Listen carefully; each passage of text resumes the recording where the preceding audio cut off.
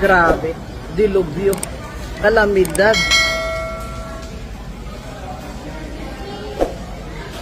Grabing baha. Ha? Ilang araw na baha. Isipin mo, may gobyerno ba tayo? Nasa rin mga rescue boat, mga... Pinakita ba kayong mga ano? Yan sa mga Marikina River? Mga lifeboats? Wala akong nakita. Kaya, pagtatanong ka talaga, saan napunta ang bilyon-bilyon na funds para sa flood control? Bilyon hindi milyon Flood control, billions of funds.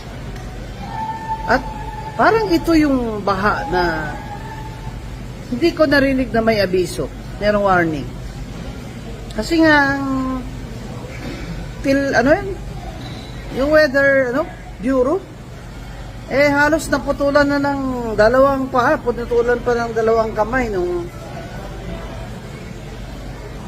na-stop ni Duterte administration ang Project NOAA, diba?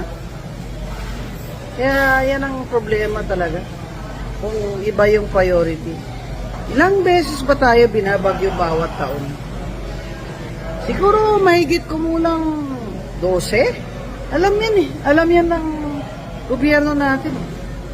Ngayon, magkano sa ekonomiya ang cost ng bagyo na yan? At ang cost sa lives, di ba? Bakit? Taon-taon hindi prepared? Kasi kung saan-saan naman nilalagay yung pera yung gobyerno. Ang dami kasi mga corrupt o para reclamation. Lahat, bibigay ng permit sa reclamation. Reclamation na reclamation. Talagay nyo, yung mga corrupt, walang kita dyan. Sa pahintulot lang, permiso, license na mag-reclamation sila. May datong sila dyan. O ikaka-reclamation nila, saan ba pupunta yung tubig? Diba?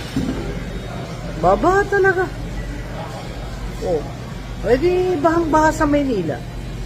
City of Manila. Diba? Yun naman sa Quezon City, andun kasi yung dam. Diba? Pero man, taon-taon, ganun. Alam na natin yun. Hindi naman ang solusyon ay ililikas lang yung mahirap. Yan ang solusyon. Taon-taon, ganun na lang. Abay, mag-isip-isip naman po kayo. At ang laki ng sweldo nyo dyan. Ang lalaki ng mga pondo dyan. Nasaan na po yung flood control ng funds? Dapat po, suriin yan ng Committee on Appropriations sa kanang ating Senado. Kung hindi po ninyo kaya ay ikontrata po ninyo sa marunong ng mga kumpanya niyan. Bakit yung ibang bansa? Kinakaya naman nila, kahit bahain sila, namimitigit nila, kumbaga. At may solusyon sila. Dito sa Pilipinas, dami kasing kawatan. At kurakot ang gobyerno, talagang walang solusyon sa problema natin. At taon-taon, ilang bagyo at baha ang dadaanan natin. Sila sitting pretty. Kaya mga kababayan, magreklamo kayo, banatan nyo sa Facebook nyo, sa TikTok nyo, kailangan narinig nila tayo na we will not put up with this, we will not put up with it. Napaka-normal na titiis na lang tayo ng ganito. Hindi po to normal, hindi normal. Abnormal po ito, abnormal.